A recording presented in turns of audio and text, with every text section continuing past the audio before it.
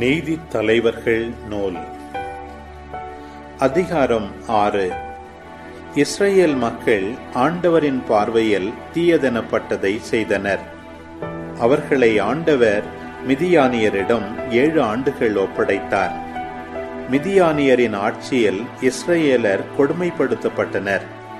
எனவே மிதியானியரிடமிருந்து தங்களை காத்துக் கொள்வதற்காக மலை பிளவுகளையும் குகைகளையும் கோட்டைகளையும் தங்கள் பதுங்கிடமாக அமைத்துக் கொண்டனர். இஸ்ரேல் மக்கள் பயிரிட்டதை மிதியானியரும் அமலேக்கியரும் கிழக்கில் வாழ்ந்த மக்களும் அழித்து வந்தனர். அவர்கள் இஸ்ரேலுக்கு எதிராக முற்றுகையிட்டு காசா வரையில் உள்ள நிலப்பகுதியின் விளைச்சலை அழித்து வந்தனர். இஸ்ரேலில் உணவை விட்டு வைக்கவில்லை. ஆட்டையும் மாட்டையும் கழுதையையும் எதையுமே விட்டு வைக்கவில்லை. அவர்கள் தங்கள் கால்நடைகளுடனும் கூடாரங்களுடனும் வெட்டுக்கிளிகள் போல் பெருங்கூட்டமாக வந்தனர். அவர்களும் அவர்களுக்குரிய ஒட்டகங்களும் எண்ணிக்கையில் அடங்கா. அவர்கள் கொள்ளையடிக்க நாட்டினுள் வந்தனர். மிதியானியரிடம் மிகவும் சிறுமையுற்ற இஸ்ரேல் மக்கள் ஆண்டவரை நோக்கி கூக்குரலிட்டனர். இவ்வாறு மிதியானியரை முன்னிட்டு இஸ்ரேல் மக்கள் ஆண்டவரிடம் கூக்குரலிட்ட பொழுது ஆண்டவர் இஸ்ரேல் மக்களுக்கு இறைவாக்கினர் ஒருவரை அனுப்பினார்.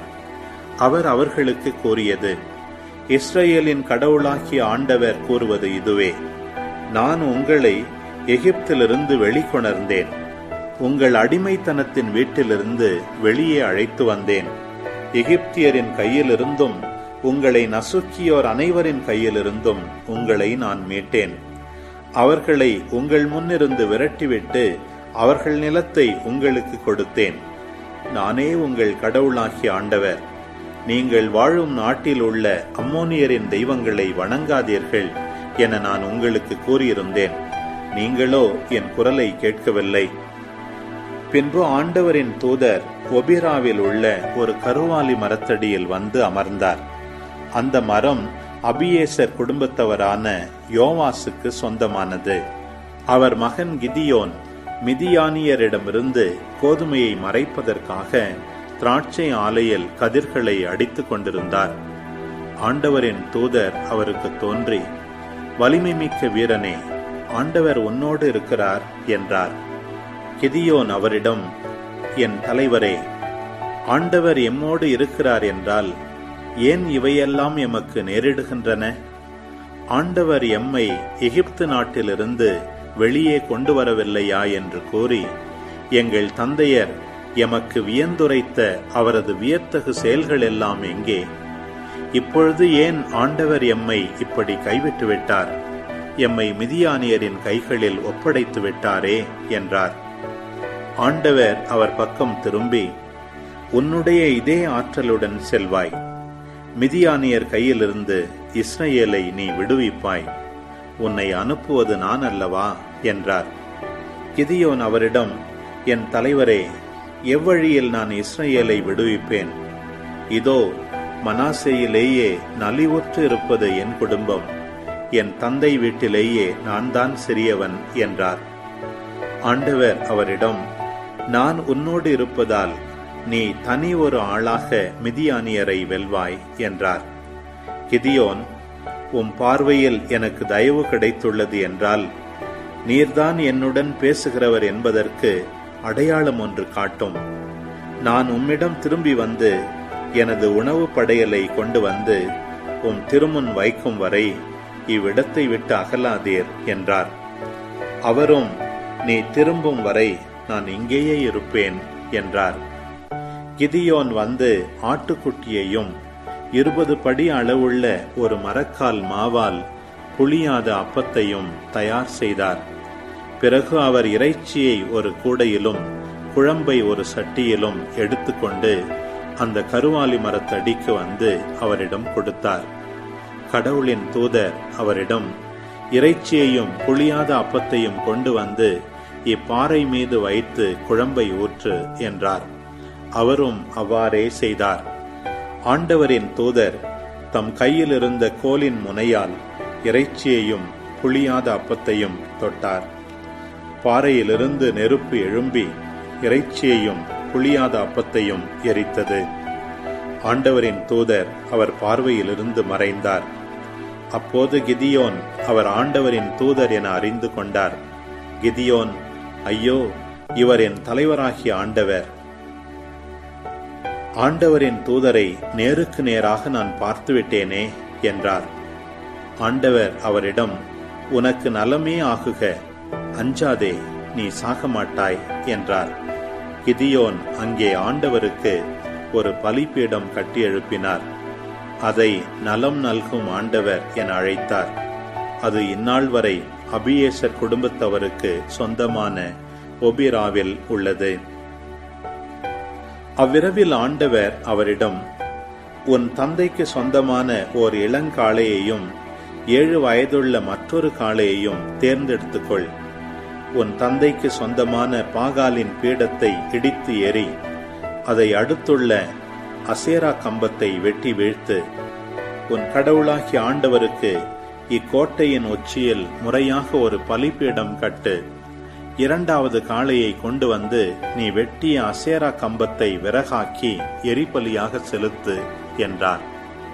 கிதியோன் தம் வேலையாள்களில் 10 பேரை கூட்டிக் கொண்டு தமக்கு ஆண்டவரிட்ட கட்டளையை நிறைவேற்றினார்.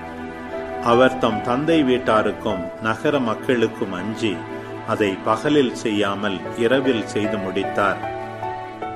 நகர மக்கள் காலையில் துயில் எழுந்தனர். இதோ பாகாலின் பலிபீடம் இடித்தெறியப்பட்டிருந்தது. அதை அடுத்திருந்த அசேரா கம்பம் வெட்டி வீழ்த்தப்பட்டிருந்தது. அங்கே எழுப்பப்பட்ட பலிபீடத்தின் மீது 2வது காளை எரிபலியாக்கப்பட்டிருந்தது. ஒவ்வொருவரும் தமக்கு அடுத்தவரிடம் இதை செய்தவர் யார் என்று வினவினர். அவர்கள் தேடி விசாரித்து, இதை செய்தவர் யோவாசின் மகன் கிதியோன் என்றனர்.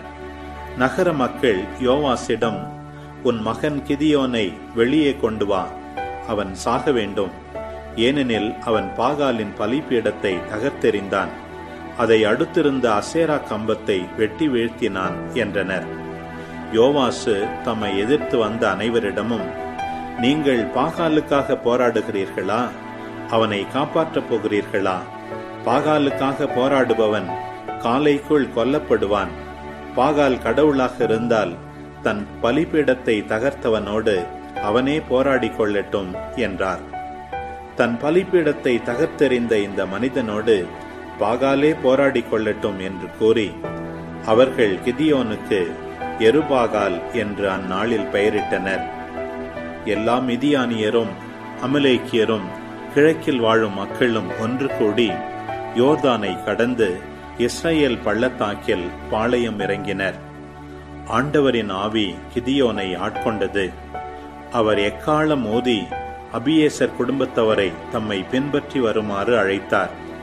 மனாசே குலம் முழுவதற்கும் அவர் தூதரை அனுப்பினார். அவர்களும் அவர் பின்வர அழைக்கப்பட்டனர். ஆசேர், செபுலோன், நப்தலி குலங்களுக்கும் தூதரை அனுப்பினார். அவர்களும் அவர்களை சந்திக்கச் சென்றார்கள். கிதியோன் கடவுளிடம், நீர் கூறியபடி இஸ்ரேலை என் மூலம் விடுவிக்க விரும்பினால், இதோ நான் ஆட்டு கம்பளியை போரடிக்கும் களத்தில் வைக்கிறேன். கம்பளி மேல் மட்டும் பனி இறங்கியிருந்து தரை முழுவதும் காய்ந்திருந்ததே. ஆனால் நீர் கூறியபடி என் மூலம் இஸ்ரேலை நீர் விடுவிப்பீர் என அறிந்து கொள்வேன் என்றார். அவ்வாறே நடந்தது. மறுநாள் காலை அவர் எழுந்து கம்பளியை பிழிந்தார். அவர் கம்பளியை முறுக்கி பிழிய பனி நீர் ஒரு கிண்ணம் முழுவதையும் நிரப்பியது. கிதியோன் கடவுளிடத்தில், எனக்கு எதிராக நீர் சினம் கொள்ளாதீர். மீண்டும் ஒரு முறை நான் பேசுகிறேன். இன்னும் ஒரு முறை மட்டும் நான் கம்பளியால் சோதித்து பார்க்கிறேன். கம்பளி மட்டும் உலர்ந்திருக்க வேண்டும், தரை மீதெங்கும் பனி இறங்கி இருக்க வேண்டும் என்றார். அவ்விரவில் ஆண்டவர் அவ்வாறே செய்தார். கம்பளி மட்டும் உலர்ந்திருக்க தரை மீதெங்கும் பனி இறங்கியிருந்தது. அன்பு உறவுகளே, இது உங்களுக்கான நேரம்.